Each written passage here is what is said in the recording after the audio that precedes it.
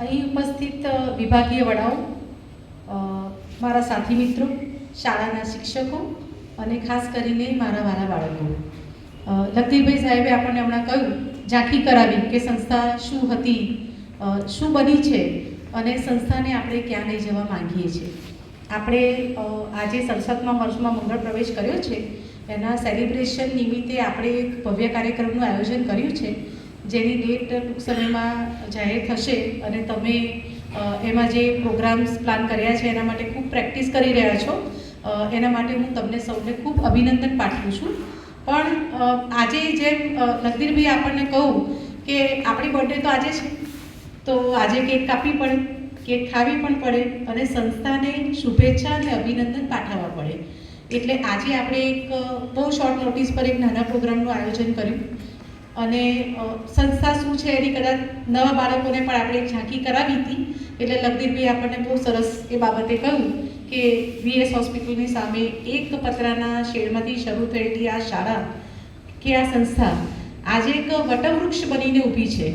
તો એની પાછળ કેટલા બધા લોકોએ પોતાનો સમય, શક્તિ, પોતાના પૈસા અને ઘણી બધી બાબતોનું યોગદાન આપ્યું હશે, પોતાના અંગત સમયનું બલિદાન પણ આપ્યું હશે. ત્યારે આપણે આજે આ જગ્યાએ ઊભા રહી શક્યા છીએ. આપણા ભૂતપૂર્વ વિદ્યાર્થીઓ બહુ સારી સારી જગ્યાઓ પર પોસ્ટેડ છે, જીવનમાં એમનું કોઈ સ્થાન બનાવી ચૂક્યા છે અથવા પોતાના પગ પર ઊભા રહી શક્યા છે. એ પાછળ આ સંસ્થાનો ભગીરથ ફાળો છે.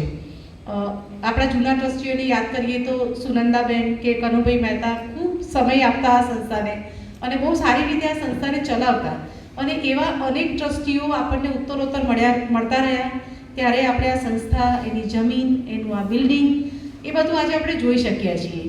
આજે પણ આપણી પાસે જે ટ્રસ્ટીઓ છે એમની આજે તમને થોડીક ઝાંખી કરાવીશ કે આપણી સાથે કેવા લોકો છે અને કેમ આજે આટલે આપણા સદ્ધર છીએ કે આપણી કોઈ પણ માંગણી કે લાગણી નકારાતી નથી, કે કેમ આ સંસ્થા આજે એનો પાયો મજબૂત બનાવીને અડીખમ ઊભી છે. સૌપ્રથમ હું આપણા મેનેજિંગ ટ્રસ્ટી અને પ્રમુખ ક્ષિતિજભાઈ મદન મોહનની વાત કરું તો જેમ કહ્યું એમ કે વૈષ્ણવ સમાજના જે નગર શ્રેષ્ઠીઓ હતા એ લોકો મહાજન પરંપરાને વળગી રહ્યા અને એ લોકોએ એવું નક્કી કર્યું કે ભાઈ મને સમાજમાંથી જે મળ્યું છે એ મારે સમાજને પાછું આપવું જોઈએ. આવી અનેક સંસ્થામાં એ પોતે ટ્રસ્ટી છે પણ, અને એમની વ્યસ્તતા હું પોતે જાણું છું, છતાં પણ અડધી રાત્રે પણ એમને ફોન કરીએ તો આપણી વાત સાંભળે, આપણા પ્રશ્નો સોલ્વ કરે, આપણા માટે દાન લાવવા માટે, જેથી સંસ્થા સારી રીતે ચાલી શકે, કારણ કે સંસ્થા ચલાવવા માટે પૈસા તો જોઈએ જ, તો એના માટે ભગીરથ પ્રયત્ન કરે અને એમ ત્યાં સંસ્થાને અડીખમ રાખે. અને તમે જુઓ તો દર સોમવારે આવે છે, આપણા બધાના પ્રશ્નો સાંભળે છે અને કેમ કરીને સંસ્થાનો વધારે સારો વિકાસ થઈ શકે.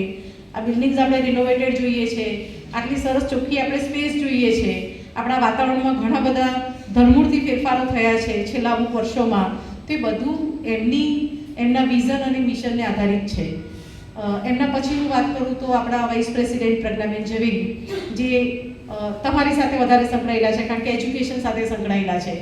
તમારા લોકો માટેની કોઈ પણ માંગણી હોય, અપેક્ષિતો લાવવાની, ગાઈડ લાવવાની, પ્રશ્નપત્ર લાવવાના, સોફ્ટવેર લાવવું છે, કંઈ પણ કરવું છે, બધામાં અંગત રસને પ્રિન્સિપલ સાથે, ટીચર્સ સાથે અંગત કનેક્શન રાખે અને કેમ કરીને શિક્ષણને ઉત્તરોત્તર વધારે સારું બનાવી શકાય તેના માટે એ પ્રયત્નશીલ હોય છે. હવે આપણી સાથે એમાં માનનીય શ્રી કમલભાઈ ચંદ્રવદન અને સૌરીનભાઈ પાલખીવાલા પણ જોડાયા છે, જેમને એજ્યુકેશનમાં ખૂબ રસ છે અને આવનારા સમયમાં તમે જોશો કે ઉત્તરોત્તર આપણે તમારી ફેસિલિટીઝમાં વધારો કરી અને તમને કેમ વધારે સારી રીતે શિક્ષણ પ્રોવાઈડ કરી શકાય, કે આ વાતાવરણમાં શું વધારે ફેરફાર કરવાથી વધારે સારું કામ કરી શકાય, એવી તમને પોતાની અંગત રીતે સમજ પડશે. બિપિનભાઈ શાહ છે, આપણા ટ્રસ્ટી તથા ટ્રેઝરર છે.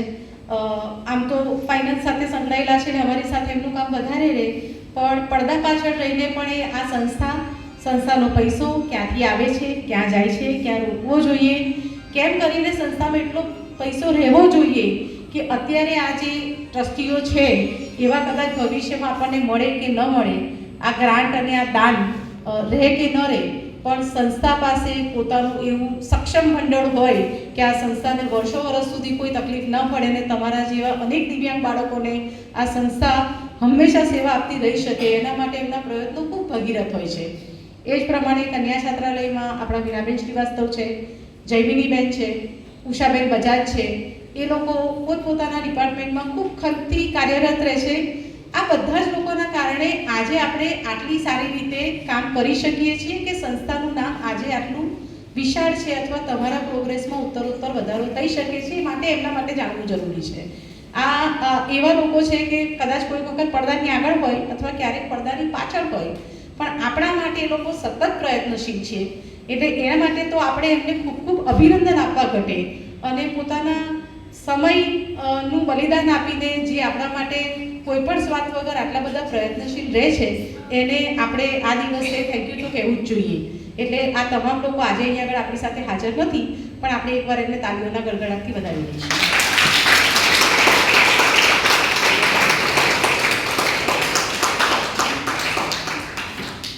હવે આ વાત થઈ આપણા માટે સતત કાર્યરત એવા આપણા વડીલોની. હવે આપણે પોતાની વાત કરીએ કે સંસ્થા આપણી માટે હાજર છે, આપણા વડીલો આપણી સાથે હાજર છે, આપણા વિભાગીય વડાઓ આપણા માટે સતત કાર્યરત છીએ. તો આપણો એમાં ફાળો શું? આપણો ખાલી ફાળો એટલો જ કે આ તમામ લોકોના સમય અને પ્રયત્નોને આપણે સલામ કરીએ, એને અંગત રીતે સિરિયસલી લઈએ, આપણે પોતે ભણી ગણીને પોતાના પગ પર ઊભા રહીને આગળ વધી જઈ શકીએ. એનાથી વધારે આ સંસ્થા કે આ લોકો તમારી પાસેથી કંઈ જ ઈચ્છતા નથી. આપણે જો 1 થી 12 ધોરણમાં ભણતા હોઈએ અને આપણને કદાચ લખવા વાંચવામાં પણ તકલીફ પડતી હોય, મને આપણા પ્રશ્નો ખબર છે, તો આપણે બહુ જ ગંભીરતાથી વિચારવાની જરૂર છે કે આપણને આપણા મમ્મી પપ્પાએ આ સંસ્થામાં મૂક્યા. આ સંસ્થા એવું માને છે, દરેકના ઘરે પોતાના બાળકો હશે, 1 હશે 2 હશે, એ તમામ લોકો એવું માને છે કે મારે 1 કે 2 બાળકો નથી, મારે 350 બાળકો છે, મારે 400 બાળકો છે. તો એ જ્યારે આપણને પોતાના બાળકો ગણીને આપણા માટે આટલા બધા પ્રયત્નશીલ છે, તો આપણે પોતે પોતાના માટે થોડાક વધુ પ્રયત્નશીલ ન થઈ શકીએ? આ બધા વાતાવરણનો લાભ લઈને આપણે ભણવાનું છે, આપણે આપણા પગ પર ઊભા રહેવાનું છે, આપણે આપણી જિંદગી બનાવવાની છે. અમને આ સંસ્થામાંથી એવા બાળકો જોઈએ છે જેને 5 વર્ષ 10 વર્ષ કે 25 વર્ષ પછી જ્યારે અમને મળે ત્યારે અમને અંગત રીતે એમના પર ગર્વ થાય કે આ બાળક અમારી સંસ્થામાંથી નીકળેલું બાળક છે. એટલે તમને પ્લીઝ બધાને રિક્વેસ્ટ છે, આ સંસ્થામાં ખૂબ સારા બાળકો છે, 10મા 12મામાં પણ ટોપર્સ હોય છે, નેશનલ લેવલ પર પણ આપણે આગળ વધી જઈએ છીએ, ઘણા બાળકો બહુ સારી રીતે પ્લેસ થયા છે. પણ હું બધાને એવું કહું છું કે હું દરેક બાળકને ટોપર જોવા માગું છું પોતપોતાના ક્ષેત્રમાં. જરૂરી નથી કે આપણે ભણવામાં જ એક્સેલ કરીએ, આપણે કોઈ સારો ઉદ્યોગ વિકસાવી શકીએ, આપણે પોતાની સારી સ્કિલ વિકસાવી શકીએ. આપણી સાથે મનદીપભાઈ બેઠા છે તો એમની સ્કિલ કેટલી બધી છે, એમને બીજું કંઈ કરવાની જરૂર જ નથી કારણ કે એમની સ્કિલ બોલે છે. તો એવી સ્કિલ આપણે વિકસાવી શકીએ, આપણે પોતાનો ધંધો સ્થાપી શકીએ. આપણે કમ્પ્યુટરમાં આપણે અત્યારે આટલા બધા આગળ વધી ગયા છીએ. 2020માં આપણે 1 બેચની શરૂઆત કરી હતી, આજે આપણે 5 બેચ સુધી પહોંચ્યા છે, 8 બેચ સુધી પહોંચવું છે. તો આટલા વિદ્યાર્થીઓ તો આપણી પાસે ભણે છે, એટલા તમામ વિદ્યાર્થીઓ જોબમાં પ્લેસ થાય છે. તો તમે આ દિવસે આજે તમારો પોતાનો એક ગોલ નક્કી કરો કે મારે જીવનમાં ક્યાં પહોંચવું છે. તમને જરૂર હોય તો તમારા વિભાગીય વડાઓને મળો, મને મળી શકો. આપણે જરૂર હશે તો જેમ કાયમ રાખતા રહીએ છીએ, મોટિવેશનલ લેક્ચર્સ પણ રાખીએ છીએ, કરિયર કાઉન્સેલિંગ પણ રાખીએ છીએ. પણ પ્લીઝ સંસ્થાને નહીં તો તમારી પોતાની જિંદગીને સિરિયસલી લેજો. એવું કંઈક કરજો જેથી કરીને તમારે ક્યારેય કોઈની આગળ હાથ ફેલાવવો ના પડે. આપણે પોતાને તો નહીં, પોતાના ફેમિલીને પણ મદદરૂપ થઈ શકીએ એવા સ્થાને પહોંચીએ. અને આ બધી સગવડ આપણી લાઇબ્રેરી છે, એમાં જઈને બેસો. આપણે કેટલી બધી બુક્સ વસાવી છે, તમે વાંચો, ઇતર પ્રવૃત્તિ તરીકે વાંચનને વિકસાવો, રમતગમતને વિકસાવો. પણ કંઈક એવું કરો જેનાથી આ બધી પરિસ્થિતિઓનો તમે લાભ મેક્સિમમ ઉઠાવી શકો, તમારી જિંદગીમાં તમે કંઈક સારું કરી શકો અને સંસ્થા ભવિષ્યમાં તમારી પર ગર્વ લઈ શકે એ સ્થાને તમે પહોંચી શકો. આભાર.